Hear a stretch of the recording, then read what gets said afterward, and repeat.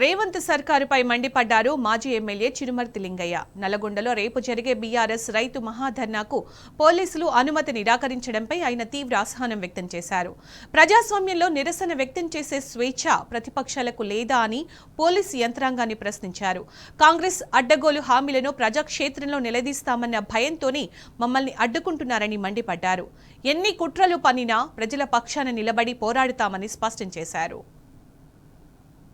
మహాధరణ కార్యక్రమానికి రైతుల పక్షాన ఈ ప్రభుత్వాన్ని ఎండగట్టడం కోసం BRS party working president KTR గారు ఇచ్చేస్తున్న సందర్భంగా మరి మేము పార్టీ తరఫున మా జిల్లా అధ్యక్షుల వారు పోలీసు యంత్రాంగానికి జిల్లా ఎస్పీ గారికి మరి ఎందుకంటే ప్రజాస్వామ్య పద్ధతిలో జరుగుతుంది కాబట్టి పర్మిషన్ తీసుకోవాలి కాబట్టి మరి వాళ్ళకి పర్మిషన్ మేము లెటర్ పెడితే వారు నిరాకరించి మీకు పర్మిషన్ ఇస్తారని చెప్పి ఈరోజు చెప్పడం జరిగింది.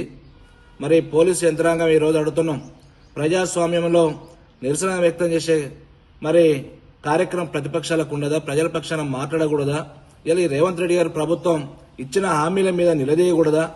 ఇచ్చిన 6 హామీలు కానీ 420 మరి గ్యారంటీ చెప్పి ఏదొక్కటి కూడా అమలు చేయకుండా ఈరోజు రైతులని మోసం చేస్తూ రుణమాఫీ చేయకుండా కూడా రుణమాఫీ చేసిన చెప్పి జబ్బలు తెచ్చుకోవడం, రైతు బంధు ఏ రకం చేస్తామంటే ఇప్పటికి రైతు బంధుకు విధి విధానాలు లేకుండా పోయినాయి.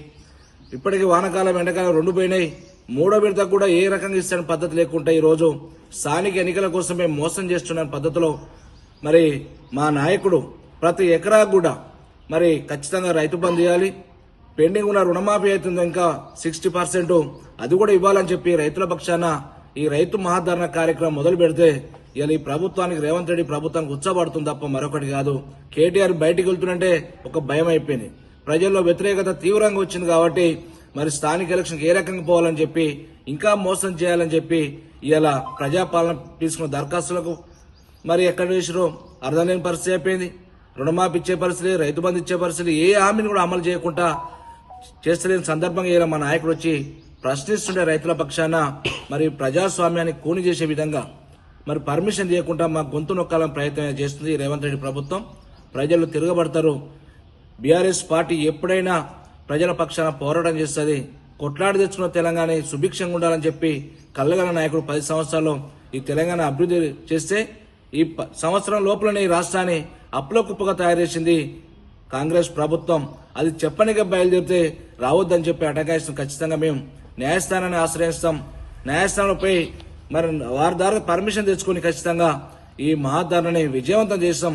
నువ్వు ఎన్ని కేసులు పెట్టినా ఎన్ని పర్మిషన్ ఇవ్వకున్నా మేము ప్రజాక్షేత్రంలో ఉంటాం, ప్రజల పక్షాన పోరాటం చేస్తాం బీఆర్ఎస్ పార్టీ అని ఈ సందర్భంగా తెలియజేస్తున్నాం.